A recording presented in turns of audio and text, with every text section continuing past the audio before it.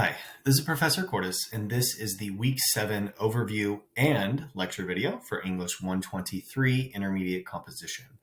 You guys have worked diligently, you guys have worked hard over the last couple weeks, and during Week 7, we are simply submitting our final draft. You have a first draft that we put together in Week 5. You have a draft that was put together for Week 6. Now you are submitting the final product. If you look in Blackboard, the assignment description, the rubric are all the same as drafts 1 and 2. We want to simply keep you on this same pace, this same alignment, so that you can see the growth and progression from Week 5 and 6 and now into Week 7. So simply, you have all week to make sure that your final draft is solidified. Everything is in its proper place as far as your thesis statement, your research, your commentary and analysis. You need to make sure that you have proper MLA format or APA format for in-text citations, as well as your reference page or your works cited page. Every little single tiny detail is taken into consideration now that this is essentially the third time that you are submitting this paper. I would strongly suggest gathering your insights, gathering the information that you received from drafts 1 and drafts 2 and using that insight to fix and change and modify anything that's needed. If you are short on page numbers, if you have not reached the page length, that's a huge item that you need to take into consideration and add to. If your content begins to drift away from your thesis, that's something that needs to be fixed and changed as well. If you have research or if you have justification that does not match what you originally stated or contradicts itself, those things will need to be fixed also. So how do we do this? How do we make a final draft now that we've kind of been over it and over it and over it? What I will suggest is take the insight that was given to you for Week 5 from Smart Thinking, from your classmates when you've done discussion boards, as well as from me, the professor. Take a look at those and double check your work to make sure that you have all of those components and that you've explained yourself thoroughly. One of the big ways that we don't reach the page requirement is that we simply don't explain ourselves thoroughly. And so we want to make sure that we add in more research, we add in more commentary, we add in more justification for how that connects back to the thesis. If you will notice, you will also be receiving this week draft 2 information and feedback. I will tell you, yes, you're on the right track. Yes, this looks fantastic. Hey, double check to make sure that you've removed all of the personal voice. One of the big things I see is in-text citation. I'll respond with saying, like, here's the high points. Here's what you got to get done. And you'll use this week to fix and change and modify as you see fit. Okay. During the Week 6 lecture video, I talked and discussed about strategies that you can use to improve your writing. I would strongly suggest doing those same things here.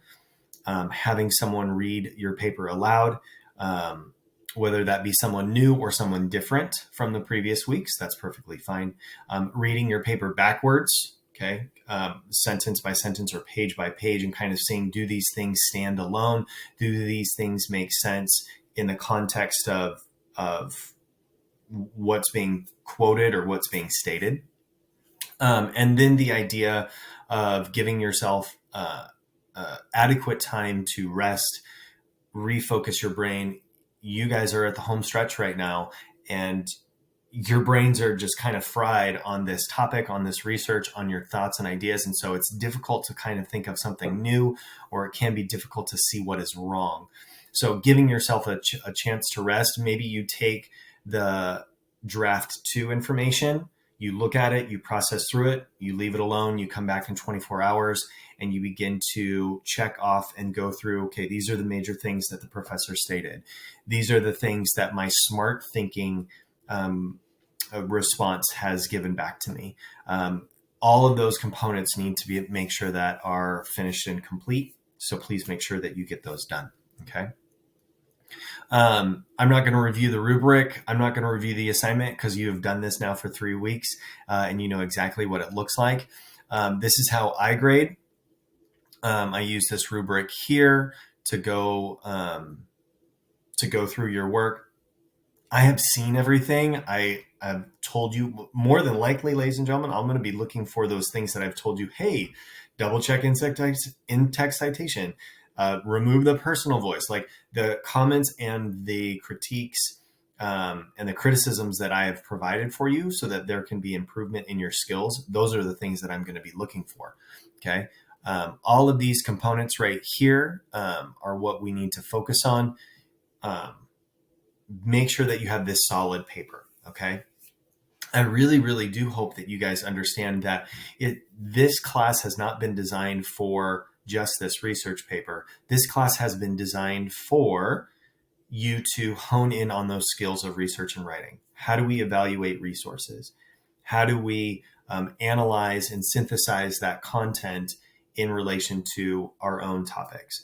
How do we take a position in an academic conversation and argue our position using resources and insight, right?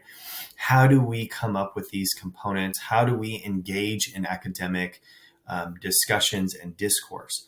This is so detrimental. This is so important for your upper division classes because you need to become the scholar in your area, whether that's science, English, history, criminal justice, music, education, whatever your direction is, you need to have the skills and the techniques and the strategies to step into a conversation, be academically sound, have your research behind you, have your statements, thread that thesis through your discussion, simply because that is how you become proficient in your area of study.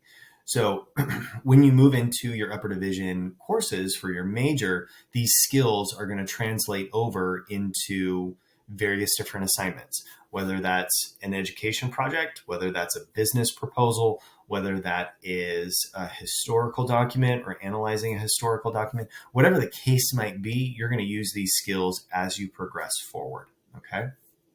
So with that being said, you guys have done a phenomenal job.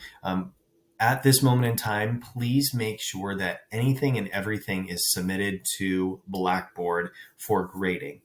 I am unable to collect anything after the end of the course. And so if there's an outstanding assignment, if there's a missing assignment, it gets marked as a 0. Right now, the gradebook does not reflect missed assignments. And so you may be coasting along with like a solid B or a solid A and have 2 or 3 items that are missing.